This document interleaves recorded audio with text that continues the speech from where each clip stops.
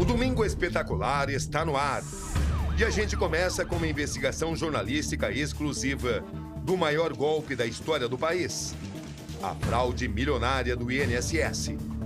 Um funcionário, sem querer, falou, poxa, você viu? Agora nós somos mais de 500 associados por dia. Eu falei, o que foi? Depoimentos revelam como funciona a engrenagem dos desvios. Afinal, para onde vai todo esse dinheiro?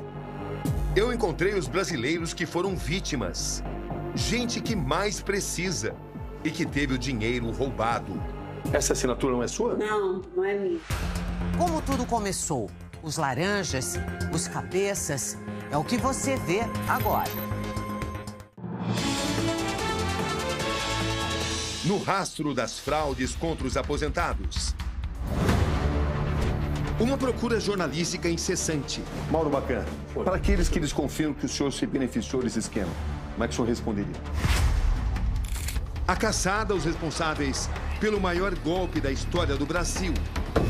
Depois dessa operação que teve aí, os vendedores da atividade até sair a lista das que são fraudulentas. Vai mais alguém uma vez, que a polícia tem mais. Uma investigação exclusiva revela um escândalo bilionário com o dinheiro do povo. Aqui nesse quarto simples, de uma casa pequena, de um conjunto habitacional em São Bernardo do Campo, no ABC Paulista, um retrato do dilema que tantos brasileiros estão enfrentando. E o que significa esse prejuízo para a senhora? Olha, decepção, tristeza. Nos lugares mais remotos do país, as vítimas vão se apresentando. Eu não sabia que eu estava sendo roubada. Já ganho pouco. E ainda onde tiro, que quem não sabe ler é cego. Já era pouco, daí estavam tirando. Nunca assinei nada pra ninguém, tá tirando dinheiro meu. Nomes e rostos desconhecidos. Uma fraude endêmica, sem precedentes. Quantas pessoas a senhora sustenta? Eu sustento 3 pessoas. A sua sobrevivência de outras 3 pessoas dependem do que a senhora ganha no INSS, da pensão do INSS. E eles ainda me roubam, né? As cifras são incalculáveis, assim como o número de vítimas. São pelo menos 9 milhões de aposentados e pensionistas com descontos e associações. São associações que foram criadas com o objetivo de fraudar esses descontos de maneira ilegal, de maneira criminosa. Quantos são os autorizados? Quantos são os fraudulentos? Eu acho que eu senti enganada, manipulada, enganada. Como funcionava a engrenagem criminosa que tirava de quem mais precisa seu único sustento?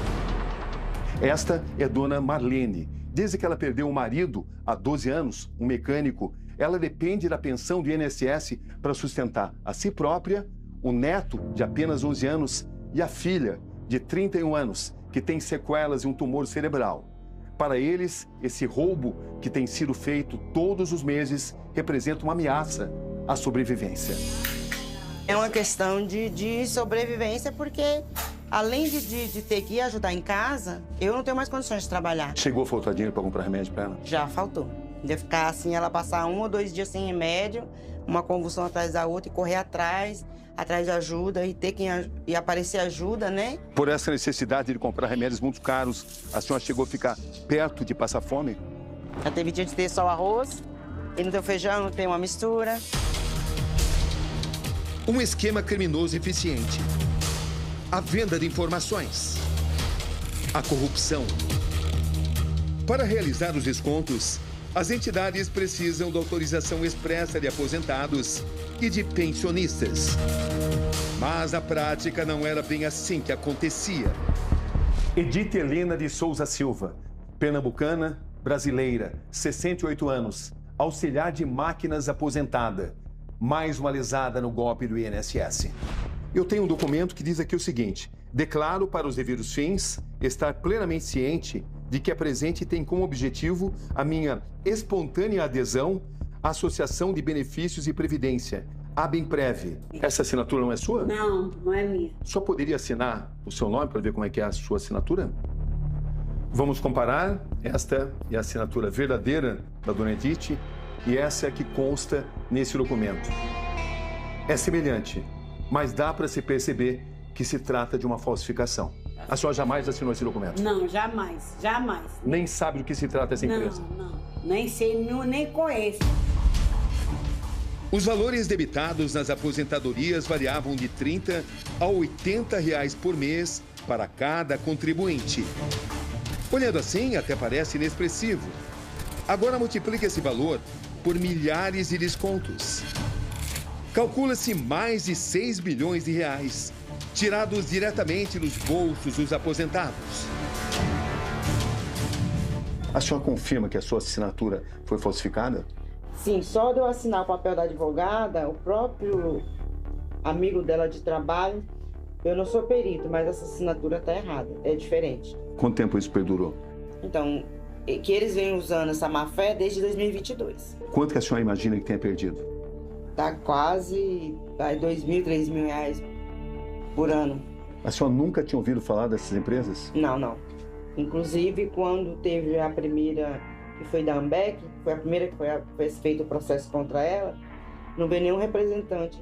Por exemplo, a advogada procurou ver se eles tinham bens para bloquear, nada aparece. São coisas fantasmas. Só a Ambec, uma das principais associações investigadas, chegou a movimentar por mês R$30 milhões. Este documento revela que a Ambec apresenta aumento de arrecadação impressionante nos últimos anos. Em 2021, eram apenas 3 associados e um recolhimento de R$135. No ano seguinte, os associados ultrapassam os 40 mil e a arrecadação chega a quase R$15 milhões. Em 2023, os números saltam para 601 mil associados e um montante de R$91 milhões. Há mais de uma semana, investigando o esquema, chego até personagens-chave. Boa tarde, prazer. Este é meu encontro com Mauro Bacan Júnior, 68 anos. Ele concorda em me contar os bastidores da Ambec, onde atuou como gestor durante um ano. Ex-aliado de Maurício Camisotti, agora faz um relato contundente. Como é que o senhor entrou na Ambec? Eu conheci o Maurício através de um outro colega, Maurício Camisotti, que me apresentou. E quando eu comecei a falar um pouco o que eu fazia, das partes de cunho social, com cadeirantes, tudo, ele falou, passa no meu escritório. E eu falava, mas ô Maurício, deixa eu entender melhor o que é essa associação. Ele falou, olha, o que eu preciso da associação é que essa associação se deslanche e eu preciso ter 10 associações. Tivemos acesso a um áudio. Segundo Mauro, é Maurício quem está falando. Fala, Maurão, eu vi se tá para transformar direto em associação essa também. Quando o senhor teve certeza de que aposentados estavam sendo lesados? Quando eu comecei a entender, quando eu comecei a procurar e buscar, eu vi que o Ministério Público tinha uma série de ações contra a devolução que não eram associados. E o senhor percebeu que corria muito dinheiro? Um funcionário, sem querer, falou, poxa, você viu? Agora nós somos mais de 500 associados por dia. Eu falei, o que foi? Ele falou, você não sabe? Eu falei, não. Aí se você pega 500 por dia, vezes 30, vezes R$45, já dá um dinheiro, é um dinheiro grande. Então foi aí que eu falei, não, aí tá tudo errado. Por quê? Ele começou a mandar documentos para presidente assinar em meu nome. Eu fui no banco, cheguei lá e falei, olha, essa aqui é a dona Maria Aparecida, ela é a presidente, eu sou o gestor, tenho a procuração, eu preciso do token dela. Ela precisa saber quanto tem na conta, é ela. Não, sabe o que é? Ela precisa fazer uma assinatura aqui. Aí o gerente saiu, ligou para alguém, não sei o quê. No dia seguinte, tinha uma ata desconsiderando a minha gestão e ela como presidente. A Ambec foi alvo de busca e apreensão em julho do ano passado. Os levantamentos da Controladoria Geral da União apontam que o mesmo grupo criou outras 2 entidades, a Unsbras e a CEBAP. Qual era a sua função na CEBAP? Então, eu entrei como auxiliar administrativo e depois fui para assistente financeiro. O senhor ocupava que função na empresa? Gerente financeiro. Como gerente financeiro da CEBAP, o que o senhor presenciou? Eu presenciei no terceiro mês que eu estava lá uma busca e apreensão. Nós vamos apurar todos esses dados, nós vamos levar essa documentação, porque a informação que a gente tem, que a maior parte toda essa documentação que você está vendo aqui, essas fichas, são fraudulentas. que as pessoas não reconheciam, né? Era tudo, todo mundo pedia, era muito processo, todo mundo pedia o reembolso. Uma noção do dinheiro que o senhor viu entrando ali? Por mês, por volta, em média, de 11 milhões e meio. Como é possível para um gerente financeiro como o senhor não ter tido conhecimento dessa ação criminosa? Porque não havia retorno da informação. Eu não tinha como constatar nada. Quantos, na sua visão, eram coniventes com essa ação criminosa? Eu acredito que a parte da diretoria, por trás, né, da SEBAP. Quem são os laranjas? Quem são os cabeças? Todos os depoimentos apontam para uma única pessoa, um sócio oculto. Quem era o cabeça dessa estrutura? Nome do homem número 1, Maurício Camisotti. As investigações indicam que Maurício Camisotti é figura central e relevante dos descontos indevidos nos benefícios do INSS.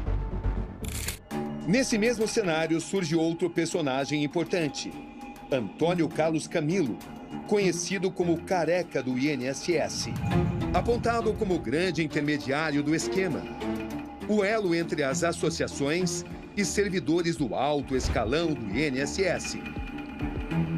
Pessoas ligadas a ele receberam mais de 53 milhões de reais de entidades associativas e de empresas. Uma articulação criminosa que não poupou ninguém. No rastro das fraudes contra os aposentados do INSS, o advogado Eli Cohen aceita me receber para importantes revelações. Ele representa gestores e funcionários de elite que estavam do lado de dentro das associações sob controle de Maurício Camisotti e que decidiram contar os detalhes do que chamam de esquema criminoso. Os levantamentos dele têm servido de base para a Polícia Federal. Como funciona a engrenagem dessa organização criminosa? Em 2 núcleos, bem nítidos. Primeiro núcleo, Brasília, Careca e os funcionários de dentro do INSS, principalmente do Departamento de Benefícios do INSS. O senhor chama de Careca ou Antônio Carlos? Qual é o papel dele nessa estrutura? Fundamental. Ele comprava milhares de informações dos aposentados que já vinham com um código de autorização para débito automático. Essas autorizações ele repassava para as empresas de papel dele de telemarketing que entregavam para o Maurício como se fossem adesões. Essa estrutura funcionava para crédito consignado e depois passaram a pacotes de benefícios, que é o que nós estamos falando agora. Maurício Camisotti. Ele é apontado como beneficiário final. Uma de suas empresas, a Benfix, teria recebido e enviado recursos para associações investigadas, criando assim um rastro complexo de lavagem de dinheiro e ocultação de origem. Suas movimentações financeiras são consideradas incompatíveis com as atividades por ele desenvolvidas. Afinal, para onde vai todo esse dinheiro? Em geral, vai 27,5% ao Careca, a estrutura do Careca, e o resto para o Camisotti. Em 16 meses, da SEBAP foram 84 milhões. Da Umbras, 77 milhões. Da Ambec, 180 milhões. Para o Careca, da Umbras, 32 milhões. Da SEBAP, 63 milhões. E da Ambec, 78 milhões. É para aí que vai o dinheiro dos aposentados. O nome de Maurício Camisotti não aparece nas 3 associações ligadas a ele, mas sua influência e poder sobre elas ficam expostos por meio de transferências, mensagens e e-mails. As investigações revelam que André Paulo Félix Fidelis, então diretor do INSS, mesmo em meio à onda de denúncias, assinou pelo menos 7 novos termos de cooperação com as 3 entidades. Fidelis chegou a frequentar uma festa em uma das associações. O que essa engrenagem criminosa precisa para funcionar? Funcionários corruptos de dentro do departamento do INSS. Um lobista, que é o Careca. Ele precisa de uma empresa que possa dizer que está vendendo alguma coisa. A THG, Maurício Camisotti. E essa empresa precisa de quê? De associações. Porque só as associações podem e têm o poder de fazer o acordo de cooperação técnica para fazer desconto consignados. Maurício Camisotti, sócio do grupo THG, teria usado familiares como laranjas em diversas empresas para receber e lavar dinheiro. A mulher, o filho, 2 primos, um sobrinho e o cunhado dele são investigados. Apuramos também que Maurício Camisotti enviou remessas e dinheiro para o exterior. São mais de 100 milhões de reais para o Uruguai. Os dados da investigação mostram que seu patrimônio oficial chega a 1 bilhão de reais. Camisotti movimentou 300 milhões somente em suas contas pessoais. O apartamento onde Camisotti vive é estimado em 28 milhões de reais. Nossa investigação avança. Para localizar Maria Inês Batista de Almeida, uma das últimas presidentes da AMBEC, é preciso rodar durante horas periferia de São Paulo adentro. Estamos no Jardim Robru, bairro da Zona Leste de São Paulo. Esse é o endereço que estamos buscando, o endereço de Maria Inês Batista de Almeida, que ocupou a presidência da AMBEC. Quem me atende é o marido dela, seu Vanderlei, e vem dele a informação. Precisa falar com a Maria Inês, por gentileza? Maria Inês morreu em novembro. O que aconteceu com ela exatamente? Infarto? É, ela tinha operado o coração em 2019. Ela ficou muito nervosa por causa dessa questão da AMBEC? Ela estava aposentada já, ela não estava mais trabalhando. E então o filho de Maria Inês, Fernando, vem ao meu encontro para um retrato inquietante da situação que levou a dedicada faxineira Maria Inês a figurar como presidente de uma associação que movimentava milhões, sem jamais beneficiar a própria Maria Inês disso, como mostram as claras evidências.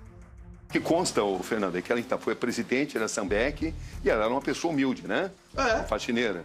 Faxineira. Mas se tornou presidente de uma empresa que tinha um faturamento muito alto, né? Como a presidente de uma empresa tão milionária, a gente ia continuar com um monte de carnê, sabe? Não faz sentido, nem lógica. Nem lógica isso. E a gente não tinha. Se realmente... Vida modesta. Se realmente a gente fosse presidente de alguma coisa, você não ia estar juntando latinha. E quem que era a nova presidente? A faxineira dele. Aí você começa a ver que, sabe, é uma engrenagem que funciona até que alguém tire o pino da granada. O senhor não se beneficiou desse esquema? De jeito algum. Muito pelo contrário. Se procuraram suas contas bancárias? Muito pelo contrário. Devendo no banco. Então, sem carro, sem nada. Procurado, o empresário Maurício Camisotti me enviou uma nota. Ele classifica as acusações contra ele de ilações. Destaca que tem 30 anos de atuação legítima na área da saúde e que não tem qualquer envolvimento com a composição e atos de diretoria das entidades acusadas. Camisotti diz ainda que tem sido alvo de ameaças, perseguição e extorsão de seus acusadores e que no momento certo vai dar mais detalhes. A operação sem desconto é deflagrada. Um retrato da vida de luxo e ostentação, mantida com o dinheiro do trabalhador. Uma história de verdadeiros assaltos contra gente necessitada. O presidente do INSS, Alessandro Stefanuto, é demitido. Gilberto Valer Júnior assume em seu lugar. Uma relação promíscua que tínhamos, uma relação que chegou ao ponto de mala de dinheiro, de festas, de premiações, é uma relação muito próxima que o Estado não pode admitir. Os advogados de defesa de André Fidelis informaram que não tiveram acesso integral aos autos e se reservaram ao direito de não se manifestarem nesse momento. Essa também foi a escolha dos advogados Antônio Carlos Camilo Antunes, o careca do INSS. Ainda não falar. 12 associações são suspeitas de envolvimento nas fraudes. O que a gente garante é que a gente trabalha diariamente para poder evitar isso. E o que a gente pode falar é pedir desculpa e falar que a gente vai virar essa página. Procuramos as entidades citadas nesta reportagem. Todas elas se pronunciaram por meio de notas. A AMBEC afirma que todas as filiações se deram por meio de uma empresa privada, mas se comprometeu a fazer o ressarcimento em dobro dos valores indevidamente descontados. Desde abril está vedada a adesão de novos contribuintes. O mesmo vale para a CEBAP, representada pelos mesmos advogados. A APB informou que teve suas atividades suspensas por medida cautelar e que espera que os fatos sejam devidamente apurados. A ABEMPREV nega fraude e diz que quando algum erro é comprovado, a reparação é feita imediatamente. A Unsbras divulgou o comunicado oficial em seu site. A associação informa que acompanha com atenção os desdobramentos recentes e reitera o compromisso com a ética, a legalidade e a clareza na prestação de informações. A APB informou que teve suas atividades suspensas por medida cautelar e que espera que os fatos sejam devidamente apurados. A ABEMPREV nega fraude e diz que quando algum erro é comprovado, a reparação é feita imediatamente. Enquanto as investigações avançam, um país está à espera de respostas. Uma nação de desassistidos, de enganados, de injustiçados e de esquecidos. A senhora acredita que vai reaver esse dinheiro? A esperança é a última que morre. Eu espero que sim. Só vai lutar? Com certeza.